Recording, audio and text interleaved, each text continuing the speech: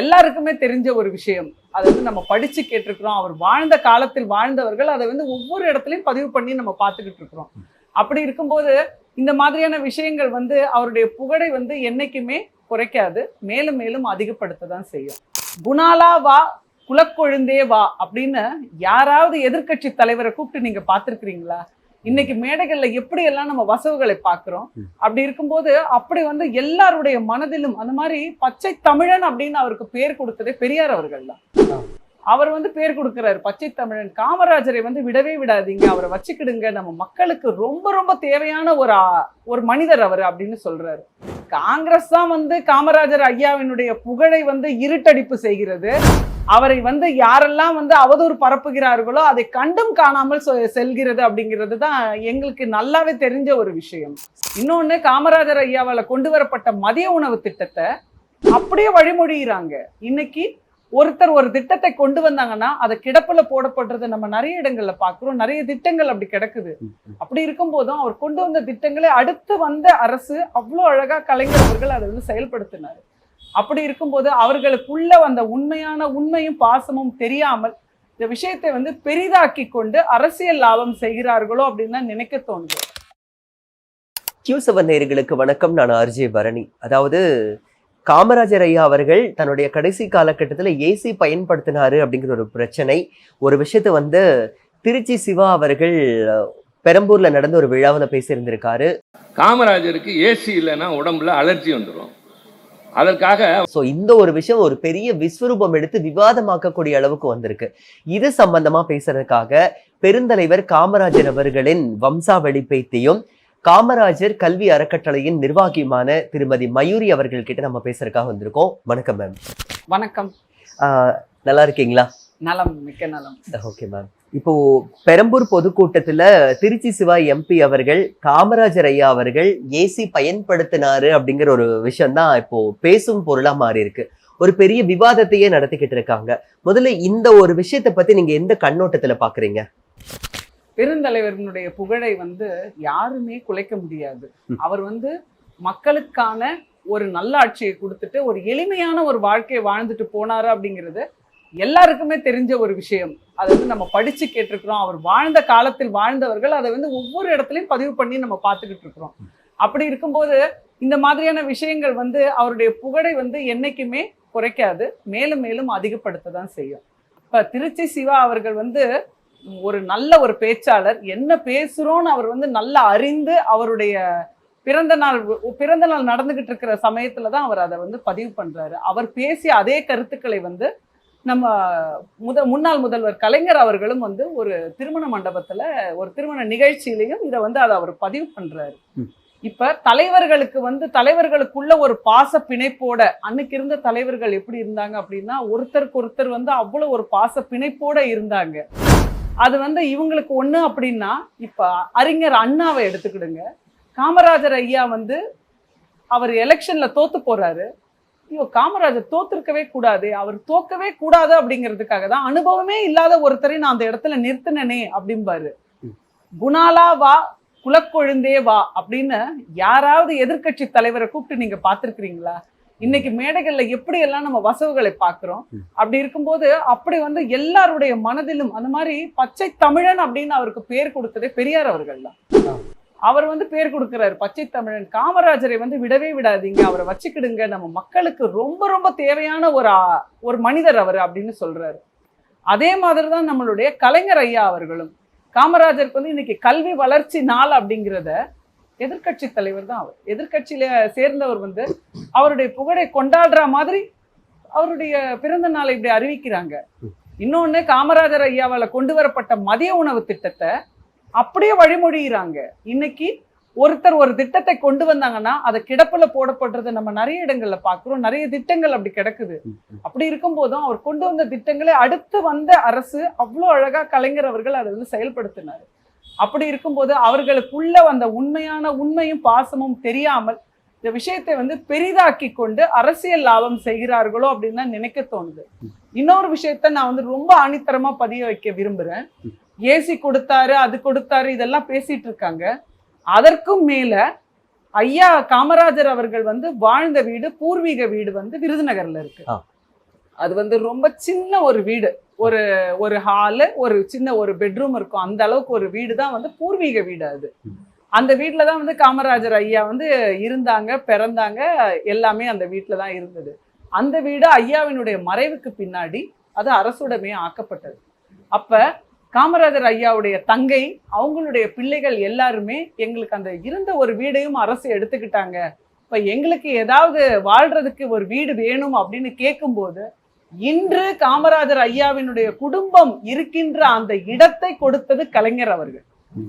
இது வந்து நம்ம இதெல்லாம் வந்து அந்த குடும்பத்துக்கான ஒரு நிலத்தை ஒதுக்க வேண்டியது இருக்கு. காங்கிரஸ் கட்சி அதை செய்யல, அவருடைய சொந்த கட்சி அதை செய்யல. கலைஞர் அவர்கள் அவர்களுக்கு இடம் ஒதுக்கி கொடுத்தாங்க.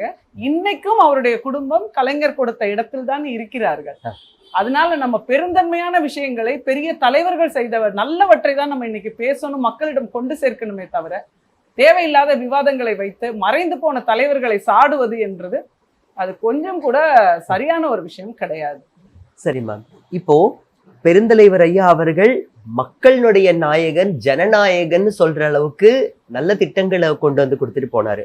அவருக்கு மெரினாவுல இடம் கொடுக்கப்படல அப்படிங்கிற ஒரு விஷயம் நிறைய ஐயாவினுடைய விசுவாசிகளுடைய மனசுல வந்து ஒரு கவலையா, ஒரு குறையா பார்க்கப்படுது. இது எப்படி பாக்குறீங்க? ஆமா, முதலில் வந்து அறிஞர் அண்ணா அவர்கள் 69ல இறக்குறாங்க. இறக்கும்போது அவருக்கு மெரினாவுல இடம் கொடுத்துடுறாங்க. அதற்கு பிறகு இருக்கிறாரு காமராஜர் ஐயா. காமராஜர் இப்ப நீங்க மெரினாவில் இருக்கும் அத்தனை தலைவர்களையும் வந்து புதைத்திருக்கிறார்கள். ஆனா காமராஜர் ஐயாவுக்கு வந்து எங்களுடைய குடும்ப வழக்கப்படி அவரை வந்து எரித்தார்கள். அப்ப அப்படி எரிக்கும் போது மெரினாவில் வச்சு அதை பண்ண முடியாது.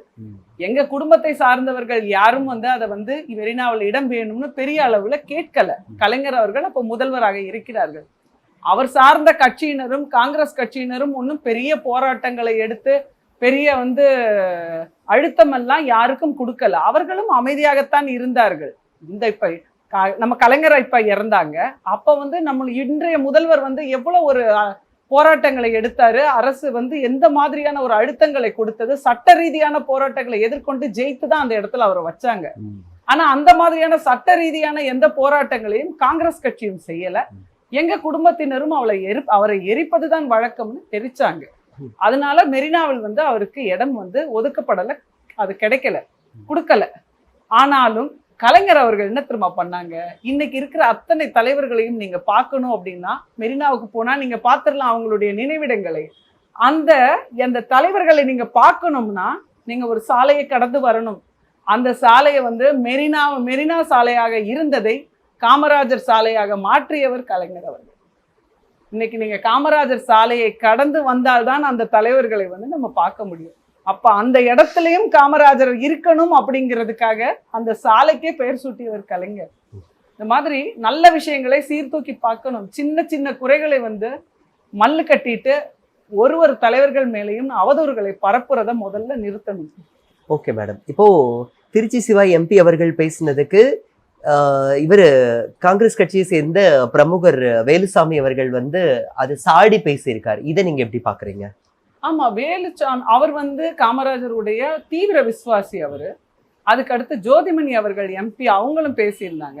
அதை தாண்டி காங்கிரஸ்ல வந்து வேறு எந்த பெரிய தலைவர்கள் வந்து குரல் கொடுத்தாங்க? யாருமே பெரிய அளவுல குரல் கொடுக்கவும் இல்லை. எல்லாருமே வந்து ஒரு அமைதியான ஒரு கண்டனத்தை கூட பதிவு செய்யல. காமராஜரை பத்தி பேசுறாங்க அப்படின்னா ஒரு கண்டன குரல்களை கொடுக்கணும். இந்த காங்கிரஸ் கட்சி அப்படிங்கிறது இன்று தமிழகத்தில் இன்றைக்கும் இருக்குது அப்படின்னா அதற்கான அடித்தளத்தை உருவாக்கி கொடுத்தவரே காமராஜர் ஐயா தான். அது மட்டும் இல்ல, அகில இந்திய அளவுல காமராஜர் ஐயாவினுடைய கட்சிக்காக அவர் செய்த போராட்டங்கள், 9 ஆண்டு காலம் ஜெயில கடந்து வாடினது எல்லாமே இந்த கட்சிக்காக தான் அவர் பண்ணாரு. ஆனா இன்னைக்கு பாத்தீங்கன்னா அதை விடுங்க, இப்ப ஒரு சமீபத்துல தினத்தந்தியில முதல் பக்கத்துல ஒரு விளம்பரம் கொடுக்குறாங்க காங்கிரஸ் கட்சியினுடைய சார்பாக, இத்தனை ஆண்டுகள் நாங்கள் கொண்டாடுறோம் அப்படின்னு சொல்லிட்டு. காமராஜர் ஐயாவினுடைய முகம் இல்ல அதுல. அத்தனை பேரும் இருக்காங்க. சோனியா காந்தி அம்மையார் இருக்காங்க, ராகுல் காந்தி இருக்கிறாரு, எல்லா தலைவர்களும் இருக்கிறாங்க. காமராஜர் ஐயாவினுடைய முகம் அதுல இல்ல. ஒருத்தரும் வாயை திறக்கல காங்கிரஸ் கட்சியை சேர்ந்தவர்கள். அப்ப காங்கிரஸ் தான் வந்து காமராஜர் ஐயாவினுடைய புகழை வந்து இருட்டடிப்பு செய்கிறது. அவரை வந்து யாரெல்லாம் வந்து அவதூறு பரப்புகிறார்களோ அதை கண்டும் காணாமல் செல்கிறது அப்படிங்கிறது தான் எங்களுக்கு நல்லாவே தெரிஞ்ச ஒரு விஷயம். சரி மேம், இப்போ நேஷனல் காங்கிரஸையே வந்து அடையாளப்படுத்தினது, குறிப்பா தமிழ் மண்டல அடையாளப்படுத்தி அஸ்திவாரம் போட்டு கொடுத்து தலை திரும்பி நிமிர்ந்து பார்க்குற அளவுக்கு பெருந்தலைவர் அவர்கள் செஞ்சிருக்காரு. அப்போ காங்கிரஸ் கட்சி வந்து ஐயாவை அந்த அளவுக்கு முக்கியத்துவம் கொடுக்கலையாங்கிற ஒரு ஏக்கம் உங்ககிட்ட இப்போ இருக்குங்களா? நிச்சயமா இருக்கு. 2 பெரிய பிரதமர்களை உருவாக்கினாரு. அவர் நினைச்சிருந்தா பிரதமரா உட்கார்ந்து இருக்கலாம். அந்த இது எனக்கு வேண்டாம் அப்படின்னு சொல்லிட்டு அதையும் கொடுத்தாரு. 9 ஆண்டு காலம் முதல்வராக இருக்கிறாரு. யாராவது முதல்வர் பதவியை தூக்கி கொடுப்பாங்களா? இளைஞர்களுக்கு வழிவிடுகிறேன்னு தன்னுடைய முதல்வர் பதவியை ராஜினாமா பண்ணிட்டு போனாரு. அந்த மாதிரி ஒரு மனுஷனுக்கு இறக்கும் தருவாயில் கடைசி காலம், அவருடைய கடைசி காலம் வந்து மிகவும் வந்து ரொம்ப மன உளைச்சலுக்கும் கவலைக்கும் அவர் ஆளாகி படுத்த படுக்கைக்கு ஆளானாரோ அதற்கு மிக முக்கியமான காரணம் அவர் வளர்த்து விட்ட கட்சியையும் தான் நாங்க நிறைய வாட்டி நாங்க பார்த்திருக்கிறோம், அதை சொல்ல கேள்விப்பட்டிருக்கிறோம். இப்போ ஏன்னா ஐயா வந்து காங்கிரஸ்ல இருக்கும்போது இந்திரா காந்தி அம்மையார் வந்து பிரதமர் ஆகுறாங்க, எமர்ஜென்சி கொண்டுட்டு வரும்போதும் இப்ப காமராஜரை வந்து கைது செய்யுங்க அப்படிங்கிறாங்க. அப்ப காங்கிரஸ் வந்து 2ஆக பிளவுபட்டு இருக்கிறது. காமராஜர் ஐயாவை வந்து கைது செஞ்சிருங்க இந்த எமர்ஜென்சி பீரியட்ல, அவரால் வந்து ஆபத்துகள் நிறைய இருக்கு அப்படின்னு இந்திரா காந்தி வந்தாங்க. அப்போது முதல்வராக இருக்கக்கூடிய கலைஞர் கருணாநிதி அவர்களிடம் சொல்றாங்க. அப்ப கலைஞர் அவர் சொல்றாரு, என்னுடைய பதவியே போனாலும் பரவாயில்ல, என்னுடைய முதல்வர் பதவியே போனாலும் பரவாயில்ல, என்னுடைய உயிரே போனாலும் பரவாயில்ல, காமராஜரை நான் கைது செய்ய மாட்டேன் அப்படின்னு சொல்லிட்டு உண்மையாகவே அவருக்கு ப்ரொடெக்ஷன் கொடுத்தது காமராஜர் ஐயா தான். இதை வந்து மற்ற கட்சியை சேர்ந்தவர்கள் வந்து அது எப்படி இது இப்படி அது அப்படின்லாம் பேசுவாங்க. அது உண்மை கிடையாது. காமராஜரை அந்த நேரத்துல சேஃப்டியா அவரை பத்திரமாக வைத்து கைது செய்யாமல் அந்த நேரத்தில் பாதுகாப்பை கொடுத்தவர் கலைஞர் அவர்.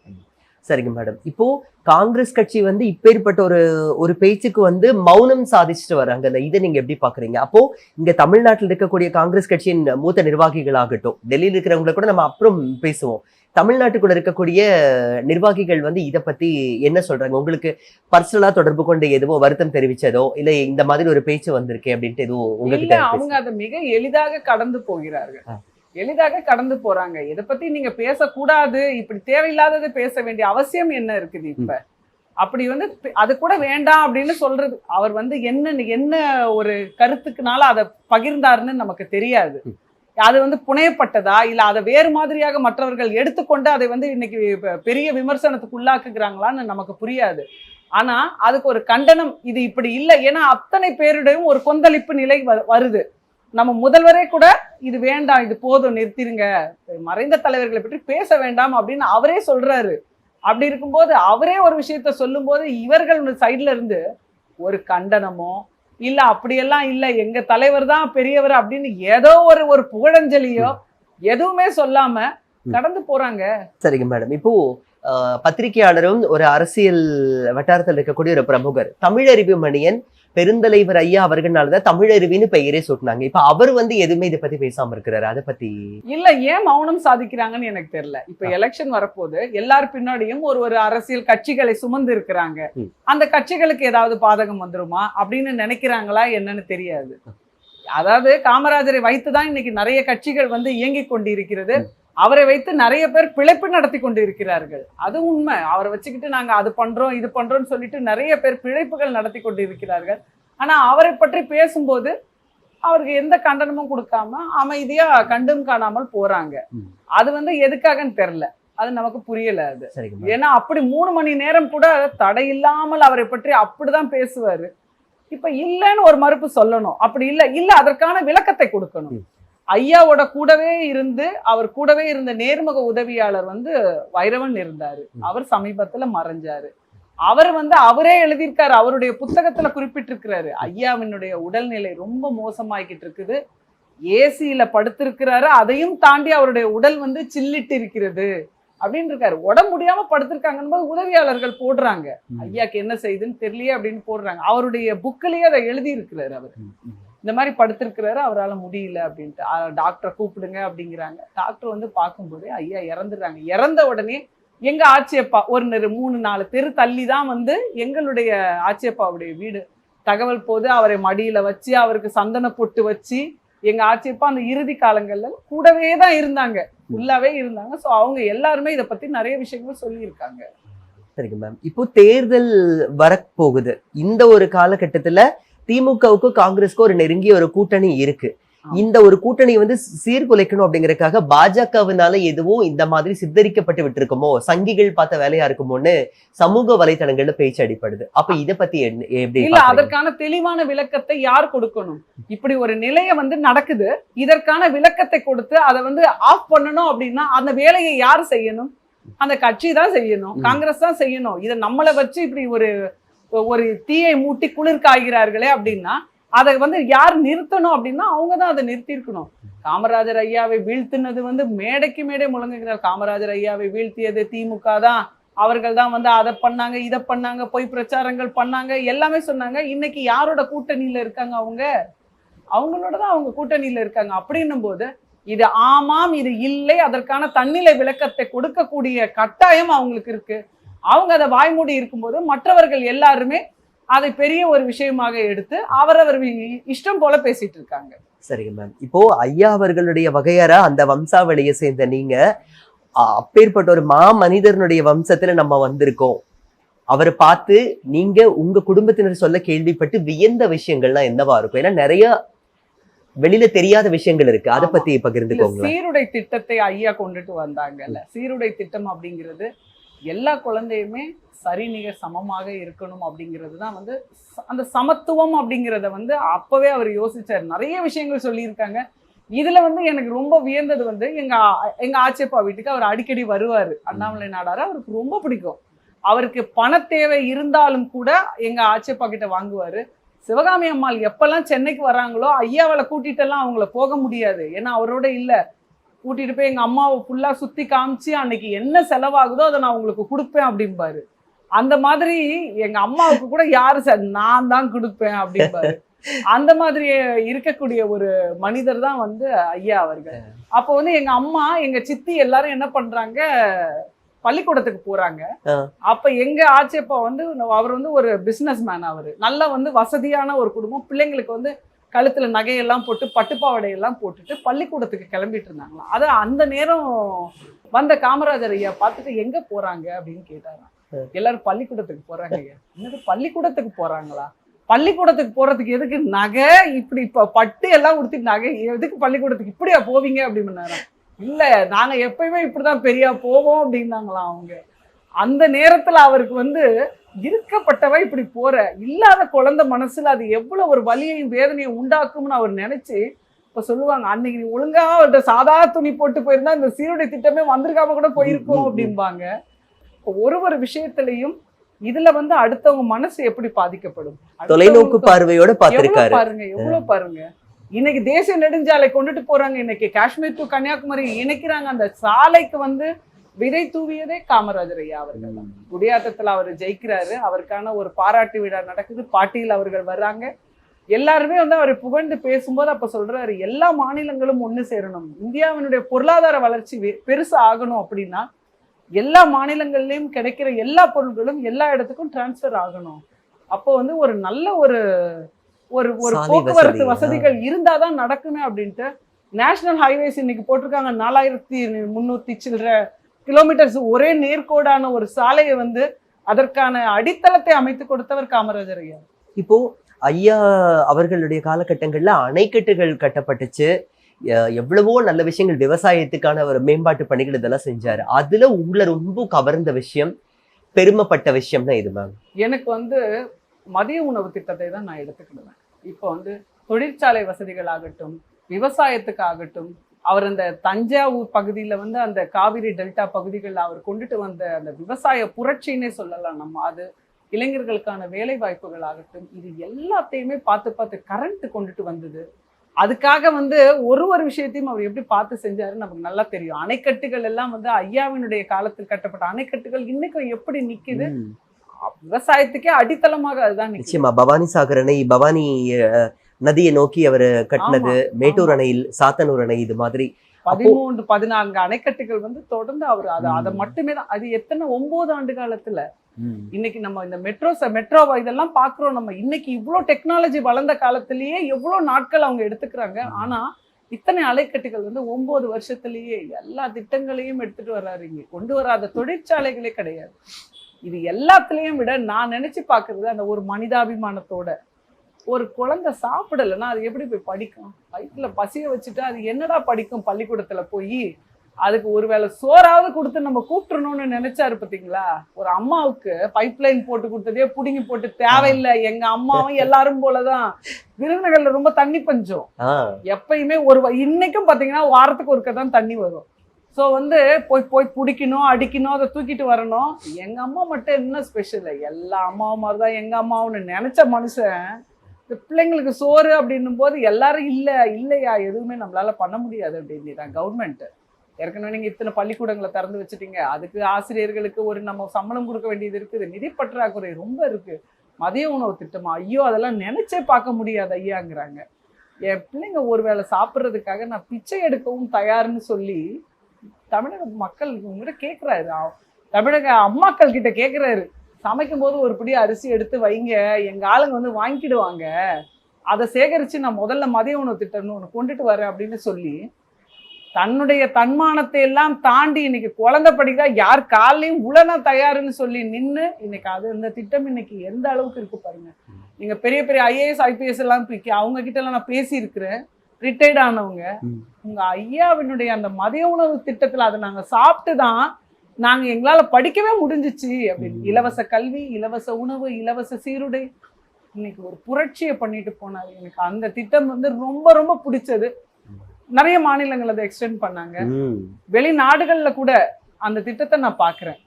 இப்போ அதே மாதிரி ஐயா அவர்களுடைய இந்த ஆளுமை திறமை அப்படிங்கிறது, அவரே மறுபடியும் பிறந்து வந்தாலும் அப்பேற்பட்ட ஒரு நிகரான ஒரு விஷயத்த செய்வாரான்னு கேட்டா கேள்விக்குறிதான் மேம், விடையில்லாத ஒரு கேள்வி.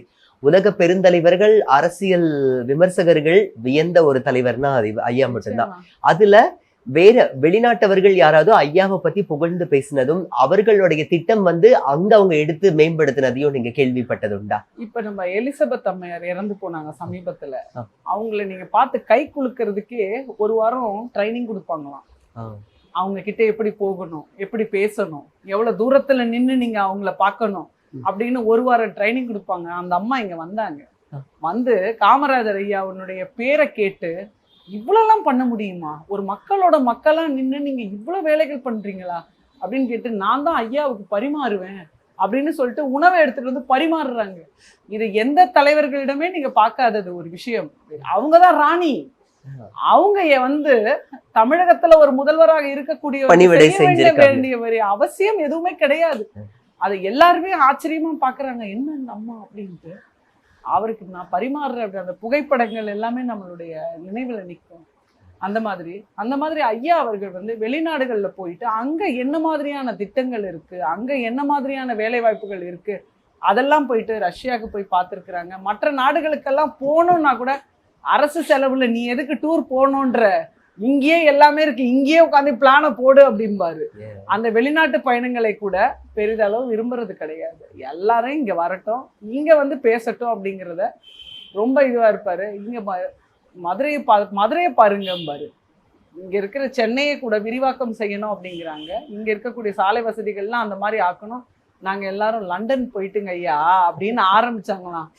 எதுக்குன்னு லண்டன், அரசு பணத்திலையும் மக்கள் பணத்திலையும் நீ போய் ஊரை சுத்தி பார்க்கவா? மதுரைக்கு போ, ஒரு கோவில் நடுவுல, அந்த கோவிலை சுத்தி 4 பிரகாரங்கள், அதுல எப்படி வடிவமைச்சிருக்கிறாங்க அப்படின்னு அதை பார்த்து நீ தெரிஞ்சுக்கிடு அப்படின்னு சொல்லி, ஆடம்பர செலவுகளா ஆரம்பத்திலேயே ஃபுல் ஸ்டாப் தான் அது. இப்போ கல்விக்காக தான் நிறைய முன்மாதிரியான திட்டங்களை கொண்டு வந்தவர். அதுல இந்த திட்டங்களை இப்போ எதெல்லாம் இன்னும் மேம்படுத்தினா நல்லா இருக்கும்னு நினைக்கிறீங்க? ஐயாவுடைய அந்த தொலைநோக்கு பார்வை, அந்த கனவு நிறைவேறும்னா இன்னும் எதெல்லாம் இன்னும் மேம்படுத்தினா நல்லா இருக்கும்னு நினைக்கிறீங்க? இம்ப்ளிமெண்டேஷன் இதுல எல்லாம் அரசு பள்ளிகளினுடைய தரத்தை உயர்த்தணும். ஐயாவால தொடங்கப்பட்ட பல பள்ளிகள் வந்து மூடிட்டாங்க, நிறைய பள்ளிகள் மூடிட்டாங்க. அதை மூடக்கூடாதுன்னு கூட நாங்க நிறைய கோரிக்கைகள் வச்சோம். பிள்ளைங்களுடைய வருகை குறைஞ்சி போச்சு, நிறைய பிள்ளைங்க வர்றதில்லை அப்படின்னு சொல்லிட்டு நிறைய அரசு பள்ளிகளை மூடிட்டாங்க. அதை தரத்தை உயர்த்தினா பிள்ளைங்க கண்டிப்பா வருவாங்க. ஏன்னா இன்னைக்கு வந்து ஒரு காலகட்டாயத்துல தான் இன்னைக்கு ஒரு வீட்ல ஒரு குழந்தை இருக்கு, 2 குழந்தை இருக்கு. அதுக்கு எப்படியாவது நல்ல கல்வி கொடுத்துடணுன்ட்டு தான் இன்னைக்கு பேரண்ட்ஸ் ஓடுறாங்க. அவங்களுடைய சம்பாத்தியத்தினுடைய பெரும் பங்கு அவங்களுக்கு அந்த கல்விக்கு தான் போயிடுது. அதை வந்து அரசு இலவசமாக இருக்கிறவர்கள் வந்து எப்படினாலும் படிச்சுக்கிடலாம். இல்லாத குழந்தைகளுக்கு இன்னும் நல்ல தரமான கல்வியை ஐயாவினுடைய வழியில கொடுத்தா அவருடைய ஆத்மா என்னைக்குமே வந்து வாழ்த்தும். படிக்கிற குழந்தைங்களுக்கும் ஒரு மிகப்பெரிய ஒரு நல்ல ஒரு வாய்ப்பு கிடைக்கும். நிச்சயமா மேம், எதிர்பார்ப்போம். இப்ப அதே மாதிரி திருச்சி சிவா எம்பி அவர்கள் இப்படி ஒரு பேச்சை விட்டிருந்திருக்காரு. இப்ப இந்த ஒரு பேச்சுக்காக இல்ல இது வந்து யதார்த்தமா பேசுனதுன்னு சொல்லிட்டு ஏதாவது விளக்கம் தர்றதுக்காக திமுக தலைமையில இருந்து ஏதாவது உங்களுக்கு அழைப்பு வந்திருக்கா? இல்ல, என்கிட்ட எதுவும் கேட்கல அவங்க. அதுதான் வேண்டாம், போதும், இதை பெருசுப்படுத்த வேண்டாம், அவர் சாதாரணமாக பேசியதை பெருசுப்படுத்த வேண்டாம், அதுல உள்நோக்கம் எதுவும் இல்லைன்னு நம்முடைய முதல்வர் அவர்களே வந்து அதற்கு முற்றுப்புள்ளி வச்சுட்டாங்க.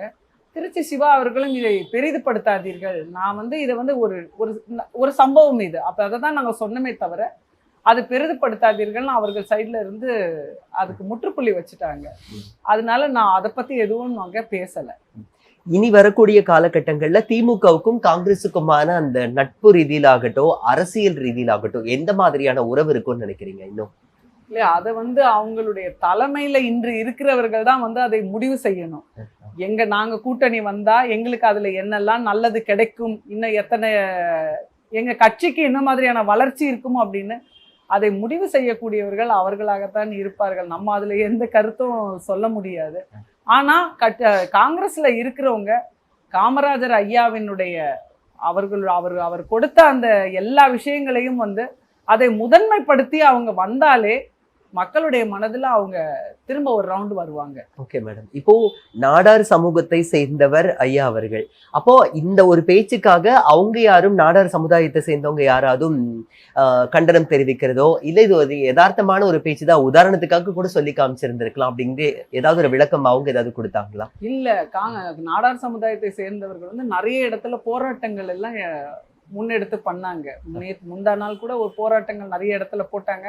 அவங்க வந்து நாடார்கள்னு கிடையாது, தமிழ் மக்கள் எல்லாருக்குமே ஐயாவை வந்து நீங்க எனக்கு வந்து இந்த தலைவர் பிடிக்கும் அந்த தலைவர் பிடிக்கும்னு இருந்தாலும் ஒரு காமனா ஒருத்தரை பிடிக்கும்ல, அந்த மாதிரி எல்லாருக்குமே காமராஜரை பிடிக்கும். அது எந்த கட்சியை சார்ந்தவர்களாக இருக்கட்டும்.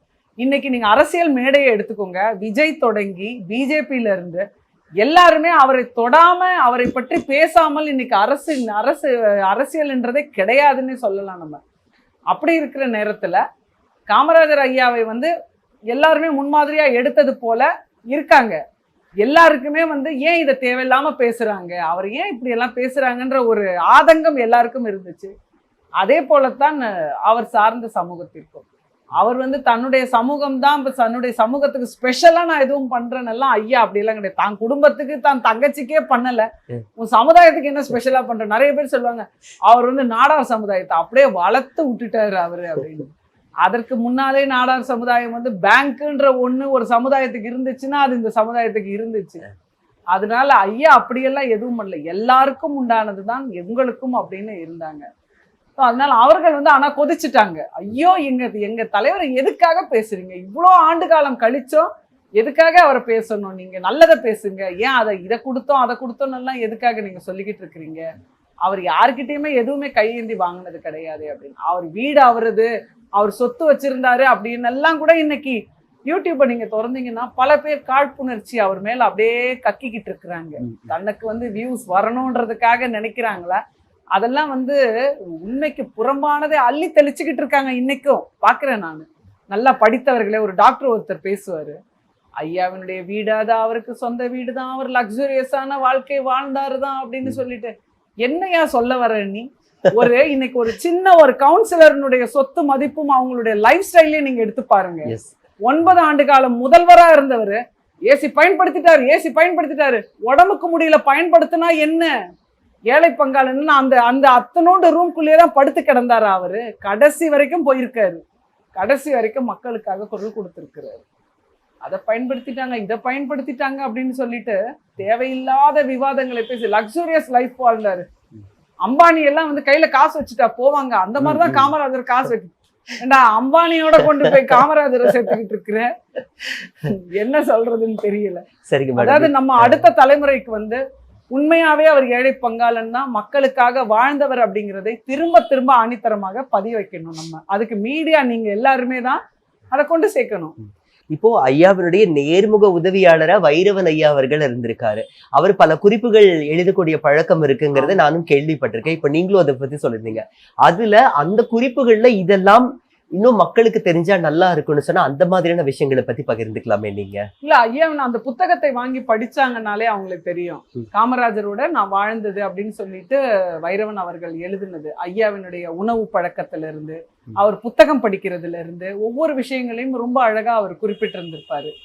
எதுவுமே செய்யல, நான் உனக்குமே எதுவுமே செய்யல அப்படின்னு சொல்லிட்டு தான் அவருக்குமே சொல்லி இருக்கிறார் ஐயா அவர்கள். அது மாதிரி அந்த புத்தகத்துல இருக்கு. கோபண்ணா அவரும் எழுதியிருப்பாரு காமராஜர் ஐயாவினுடைய. ஏன்னா எல்லா தலைவர்களும் வாழ்க்கை வரலாறுகளை எழுதுவாங்க, தன்னுடைய பிள்ளைகளை வைத்தோ தன்னோட சார்ந்தவர்களை வச்சு எழுதுவாங்கன்னா, அந்த ஐயா அந்த மாதிரி எதுவுமே எழுதல. தன்னுடைய வாழ்க்கை வரலாறுன்னு எதுவுமே எழுதல. அவரு என்ன இருக்கு அப்படின்னு தான் நினைப்பாரு. தன்னை பெருமைப்படுத்திக்கிறத ஒரு காலமும் விரும்புறது கிடையாது. புகழ்ந்து 2 வார்த்தை பேசினாலும் என்ன எதுக்கு பண்ணி புகழ்ற, உனக்கு என்ன வேணும் அதை மட்டும் பார்த்துட்டு போயிட்டே இரு அப்படிம்பாரு. புகழ்ச்சி வேண்டாம் எனக்கு, எனக்கு எந்த விதமான ஆடம்பரங்களும் வேண்டாம். நான் எல்லாரும் போலதான் மக்களோட மக்களானவன் தான் நான் அப்படின்னு தான் என்னைக்குமே வாழ்ந்திருக்காரு ஐயா அப்படிங்கிறது ஒரு இடத்துலயும் நம்ம பார்க்கலாம். நூலை போல செய்யல தாய போல புள்ளன்னு ஒரு பழமொழி நம்ம இதுல சொல்லுவாங்க தமிழ் பண்பாட்டுல. அப்போ சிவகாமி அம்மா பெற்ற செல்வம் அது ஒரு தூய தங்கம் தான் அவரு. அப்போ அவங்களுடைய அம்மா அப்பாவை பத்தி அவங்களோட குடும்பத்தை பத்தி உங்களுடைய வம்சத்துல யாராவது சொல்ல கேள்விப்பட்டிருப்பாங்க. ஏன்னா இவங்களோட பையன் இந்த மாதிரியா அப்படியெல்லாம் சில விஷயங்கள் பேசப்பட்டிருக்கும். பால்ய பருவத்தில் ஆகட்டும், இல்ல வேற ஏதாவது சுவாரஸ்யமா நடந்திருக்கும் இல்லைங்களா? அதை பத்தி நீங்க கேள்விப்பட்டிருக்காங்க. அம்மா சிவகாமி அம்மாவை பத்தி சொல்லுவாங்க. அதாவது ரொம்ப ஏழ்மையான சாதாரணமான ஒரு குடும்பம் தான் அது. அப்ப என்ன உன் மகன் முதலமைச்சரா இருக்கான், நீ இன்னும் ஒரு சோடா கூட எங்களுக்கு வாங்கி கொடுக்க மாட்டேன்னு அந்த ஊர்ல இருக்கிற பெண்கள் எல்லாம் அவங்களை கிண்டல் பண்ணுவாங்களா அப்படின்னு. அப்ப ஐயா கிட்ட கேட்பாங்களாம், ஊர்ல இருக்கவங்களுக்கு ஒரு சோடா வாங்கி கொடுக்கவாது எக்ஸ்ட்ரா கொஞ்சம் காசு குடியா அப்படின்னு கேட்பாங்களாம். வேணாம், நீ 4 பேரை கூப்பிட்டு வச்சு நீ கதை அடிச்சுக்கிட்டு இருப்பீங்க, இருக்கிறத வச்சு நீங்க வாழ பாருங்க அப்படின்ட்டு. உன் மவனா முதல்வர் அப்படின்ட்டு அவங்கள அத்தனை பேர் ஒரு கேலியும் கிண்டலும் நிறைய பண்ணி இருக்கிறாங்க அப்படின்னு எல்லாம் சொல்லி இருக்கிறாங்க. அதாவது இப்பேற்பட்ட ஒரு பதவி கையில கிடைச்சும் பிழைக்க தெரியாதவங்கன்னு கூட சில மக்கள் அப்படிதானே சொல்லுவாங்க. இன்னைக்கு உண்மையாக இருக்கிறவர்களுக்கு இன்னைக்கு என்ன பேரு அப்படின்னா உழைக்க தெரியாதவன் அவன் அப்படின்னு தான் ஒரு பேரு. இன்னைக்கு நீங்க எல்லா ஊழலும் கரப்ஷன் எல்லாம் பண்ணி நல்லா வாழ்றவன் தான் அவன் ரொம்ப புத்திசாலி போல அப்படிம்பாங்க. அந்த மாதிரி அது எல்லா காலத்துக்குமே உண்டானது. அப்படி இருக்கும்போது அவங்களையும் அந்த மாதிரி எல்லாம் உன் மகன் முதல்வருங்கிற, என்ன எங்களை ஒண்ணும் கவனிக்க மாட்டேங்கிற, எதுவும் கொடுக்க மாட்டேங்கிற அப்படின்னு அங்க இருக்கிறவங்க எல்லாருமே அவங்க ஒரு தூண்டி விட்டுக்கிட்டு இருப்பாங்களாம். சரிங்க மேம். இப்போ ஐயா அவர்களுடைய அந்த கடைசி காலகட்டத்துல தன்னோட பெட்டியில கதர் ஆடைகள் ஒரு 2-3 இந்த மாதிரி தான் நானும் சொல்ல வாய்மொழியா சொல்றதை நான் கேள்விப்பட்டிருக்கேன். உண்மைக்குமே அவருடைய தனிப்பட்ட முறையில சம்பாதிச்ச சொத்து அப்படின்னா அது என்னெல்லாம் இருந்ததுங்கிறத நீங்க சொன்னீங்கன்னா மக்களுக்கு இதாவது உண்மையா அது போய் சேரட்டும். இல்ல, உண்மை இதுதான். வீடு அவரோடது கிடையாது, காரு அவருக்கு விருப்பப்பட்டு டிவிஎஸ் அவர் வாங்கி கொடுத்தாரு. அதையுமே அவர் தேவைக்கு பயன்படுத்துவாங்க, அவ்வளவுதான். சொத்துங்கிறது அவருக்கு எதுவுமே கிடையாது. நான் தான் சொல்றேனே, அவர் மறைந்ததற்கு பிறகு அவருடைய குடும்பத்தாருக்கு கூட வீடுக்கான இடத்தை கூட கலைஞர் அவர் தான் கொடுத்திருக்கிறாரு. அப்ப எதுவுமே கிடையாது அவர்கிட்ட. அந்த 150 ரூபாய் பணம் இருக்குது பாத்தீங்களா, அது கூட சில்லறை காசுகளா கிடந்துச்சு அப்படிம்பாங்க. நான் அவர் மரணிச்சாரு அப்படிங்கிற செய்தி கேட்டு ஆச்சேப்பா, எங்க குடும்பத்துல இருக்க எல்லாருமே போயிருக்காங்க. அந்த வேகமா வேற யாரும் எதையும் எடுத்துட போறாங்களோ அப்படின்னு அவங்களுக்கு எப்பயுமே போற வீடுதான். அதையும் தாண்டி பாக்குறாங்க, அங்க எடுக்க என்ன இருக்கு, வெறும் கதர் ஆடைகள் மட்டும்தான் இருந்துச்சு. அவரு இந்த நிறைய இடங்களுக்கு அடிக்கல் நாட்ட போவாராம். அப்ப அந்த கொல்லருன்னு சொல்லுவாங்க பாத்தீங்களா, அது ஒரு 4-5 கிடைஞ்சிச்சான். பேனாக்கள், அவருக்கு கிஃப்டா கொடுக்கப்பட்ட பேனாக்கள், இந்த மாதிரியான விஷயங்களை தாண்டி அந்த வீட்டுல திருட கூட எதுவும் இல்லையா அப்படிம்பாரு எங்க ஆட்சியப்பா. அப்ப நீங்க யோசிக்கணும், அந்த வீட்டுல திருட கூட எதுவும் இல்ல அப்படிங்கிற மாதிரி ஒரு எளிமை கூட சொல்ல முடியாதுங்க. அதையும் தாண்டி ஒரு தவ வாழ்க்கையை வாழ்ந்து மறைந்தார் இந்த மண்ணின் மைந்தர். அவரை பற்றி பேசுவதற்கெல்லாம் நமக்கு எந்த ஒரு இதுவுமே கிடையாது. புகழை பேசலாம், அதை தவறாக பேசுவதற்கு யாருக்குமே எந்த இதுவுமே கிடையாது. அதே மாதிரி இன்னொரு விஷயம் மேம், காங்கிரஸ் கட்சியில இருந்து ஐயா அவர்களுக்கு கொடுக்கப்பட்ட இந்த காரை வந்து திருப்பி வாங்கப்பட்டுச்சுன்னு ஒரு வரலாறு, ஒரு பேச்சு இருந்திருக்கு. அதை பத்தி சொல்லுங்களேன். இல்ல கார் ஐயா வாங்கல. அவருக்கு வந்து இப்போ ஒரு முதல்வராக இருக்கிறார். நடந்து போவாரா, பஸ்ல போவாரா, அப்ப யாராவது பெரும் செல்வந்தர்கள் வச்சுக்கோங்க ஐயா, காரை வச்சுக்கோங்க, நம்மதுதான் அப்படின்னு கொடுக்குறாங்க. இப்ப அதை வந்து நாங்க ஒரு நினைவு சின்னமா வச்சுக்கிறோம் அப்படின்னு சொல்லிட்டு தான் காங்கிரஸ் கட்சி கேட்குறாங்க. அவர் இறந்ததுக்கு அப்புறம் விருதுநகர் வீட்டில தான் நிக்குது, அது கார் நிக்குது. அதை ஒரு வாட்டி எடுத்துட்டு போனாங்களாம். ஐயாவினுடைய தங்கை மகன் வந்து அந்த ஊருக்குள்ள எடுத்துட்டு போனாங்களாம். ஊரே அந்த காரை திரும்பி பார்த்து வணங்குச்சான். அன்னைக்கு எடுத்துட்டு வந்து விட்டுட்டாராம். அவர் பயந்துட்டாராம். அவரு ஐயோ என்ன இந்த காரை பார்த்து ஊரே வணங்குது, இதுல எப்படி நான் போவேன் அப்படின்னு சொல்லிட்டு எடுத்துட்டு வந்து அந்த காரை நிப்பாட்டிட்டாங்களாம். அதுக்கப்புறம் அதை வந்து அந்த கட்சிக்கு வந்து அதை ஒரு நினைவு சின்னமாக இருக்கட்டுமே அப்படின்னு கொடுத்தாச்சு. ஐயாவுக்காக வீட்டுக்குன்னு அவர் வந்து வீட்டுக்கோ தன்னுடைய குடும்பத்துக்கோ தன்னுடைய பிள்ளைகளுக்கோ எதுவுமே கிடையாது, எதுவும் கொடுக்கல. அரசியல் கட்சிங்கிறத தாண்டி திமுகவிற்கும் திமுகவுக்கு உரிமையாளர்னு நம்ம சொல்றோம், அந்த நிர்வாகி நிறுவனர் திரு கலைஞர் அவர்களுக்கும் பெருந்தலைவர் காமராஜர் ஐயாவுக்கும் இருக்கக்கூடிய அந்த நட்பு உறவு பத்தி ஏதாவது ஒரு மறக்க முடியாத ஒரு சம்பவம்? இன்றைய முதல்வராக இருக்கக்கூடிய நம்ம ஸ்டாலின் ஐயா அவர்களுடைய திருமணத்துக்கு காமராஜர் ஐயாவை கூப்பிடுறாங்க. கலைஞர் அவர்கள் வந்து என்னுடைய மகனுடைய திருமணத்துக்கு நீங்க வரணும், எனக்கு ரொம்ப ஆசை, நீங்க வந்து அதை நடத்தி கொடுக்கணும் அப்படின்னு சொல்றாங்க. ஐயா வந்து கடைசியில ஒரு ஆண்டு காலமாகவே ரொம்ப உடல்நிலை சரியில்லாம இருக்கிறாங்க. எங்கேயும் வெளியே போகல, எந்த நிகழ்ச்சிகள்லையும் அவங்க கலந்துக்கிடல. இல்லை என்னால வர முடியாது அப்படிங்கிறாங்க. இல்லை நீங்க வரணும், உங்க கார் வந்து அந்த ஸ்டேஜ் மேல வரைக்கும் பக்கத்துல வர்ற வரைக்கும் நான் ஒரு ரேம்ப் மாதிரி அமைச்சு கொடுக்குறேன். அந்த கார்ல அப்படியே நீங்க மேல வரைக்கும் கிட்ட வரைக்கும் வரலாம், வந்து மணமக்களை நீங்க வாழ்த்திட்டு போகணும், என் மகன் கல்யாணத்துக்கு நீங்க வர்றது எனக்கு பெரும் பேரு அப்படின்னு சொல்லி அந்த அன்பு இல்லாம அது சாத்தியம் கிடையாது அப்படின்னு சொல்லி ஐயாவை வர வச்சு ஐயா வந்து வாழ்த்திட்டு போனாங்க. அதை வந்து நினைவு கூறுவாங்க. வந்தாரு, கூப்பிட்டு இருந்தாரு அப்படின்னு சொல்லிட்டு. அதுக்கப்புறம் ஐயா மறைவுக்கு பிறகும் கூட குடும்பத்தாரை அழைத்து என்ன உதவி வேணுமோ நீங்க கேட்கலாம் என்கிட்ட, உங்களுக்கு நான் பண்ணி கொடுக்குறேன் அப்படின்னு தான் சொல்லியிருந்தாரு. இவங்க இந்த காமராஜர் ஐயாவுக்கு வந்து என்ன பாதுகாப்பு கொடுக்க வேண்டியமோ அவருக்கு என்ன வேணுமோ கேட்டு வாங்கிக்கலாம். ஐயா யாருக்கிட்டையும் கேட்க மாட்டாரு. அவருடைய உதவியாளர்கிட்ட நீங்க என்ன வேணுமோ என்கிட்ட கேட்கலாம் அப்படின்னு சொல்லி இருந்தாரு. அவருக்கு வந்து இவர் மேல வந்து ஒரு தனி அன்பு பாசம் எல்லாமே உண்டுதான். ஒரு ஏழ்மையான குடும்பத்துல பிறந்து தன்னிகரற்ற தலைவர் உங்களை போல் பார்ப்பதுண்டோன்னு ஒரு தலைப்பு வைக்கக்கூடிய அளவுக்கு ஒரு திருமகனா வந்திருக்காரு. அவருக்குன்னு ஏன் ஒரு குடும்பத்தை உருவாக்கிக்கல? அவருக்கு பின்னாடி பேர் சொல்றதுக்காக ஒரு பிள்ளை வேணும்னு அவர் ஏன் நினைக்கல ஐயா அவர்கள்? ஐயாவுடைய அம்மா சிவகாமி அம்மா வந்து ரொம்ப ஆசைப்பட்டாங்க. அன்னைக்கு காலகட்டத்துல பாத்தீங்கன்னா எல்லார் வீட்லயும் ஒரு 10 குழந்தையாவது இருக்கும். அப்படி இருக்கும்போது அவங்களுக்கு ஒரு மகன், அடுத்து ஒரு மக தான். அப்ப அந்த ஒரு மகனுக்கு எப்படியாவது நம்ம நல்லபடியா கல்யாணத்தை பண்ணி வச்சு நம்மளும் பேர குழந்தைகளை கொஞ்சிடணும்னு ரொம்ப ஆசைப்பட்டாங்க. எப்பெல்லாம் அவரை பாக்குறாங்களோ எப்பா ஒரு பொண்ணை பாத்துருவான்னு கேட்பாங்க. அவர் அதுக்கு பதிலே சொல்லாம ஓடிக்கிட்டே தான் இருந்தாரு. அம்மா கிட்ட பேசுறதை தவிர்க்கிறதுக்கே நிறைய காரணம் வந்து இதுதான். எப்ப பேச்சு எடுத்தாலும் இவங்க கல்யாணத்துல தான் வந்து நிப்பாங்க அப்படின்னு சொல்லிட்டு. ஏன்னா கல்யாணம்னு ஒண்ணு பண்ணி எனக்குன்னு ஒரு குடும்பம் வந்தா, ஜெயில 9 ஆண்டு காலம் இருந்தேன், என்னை நம்பி வந்தவளை நான் எப்படி வச்சு காப்பாற்ற முடியும் அப்படின்னு சொல்லிட்டு எனக்கு திருமணமே வேண்டாம் அப்படிதான், அந்த திருமண வாழ்க்கையும் வேண்டாம் அப்படின்னு தான் உதறிட்டாரு. சரிங்க மேம், இவ்வளோ நேரம் ஒவ்வொரு கேள்விகளுக்கும் யதார்த்த உண்மைகளை நீங்க ரொம்ப தெளிவா மக்களுக்கு அதை கொண்டு போய் சேர்க்கறதுக்காக இவ்வளோ நேரம் ஒதுக்குனதுக்கு Q7 சார்பா நன்றிகள். நன்றி நன்றி நன்றி.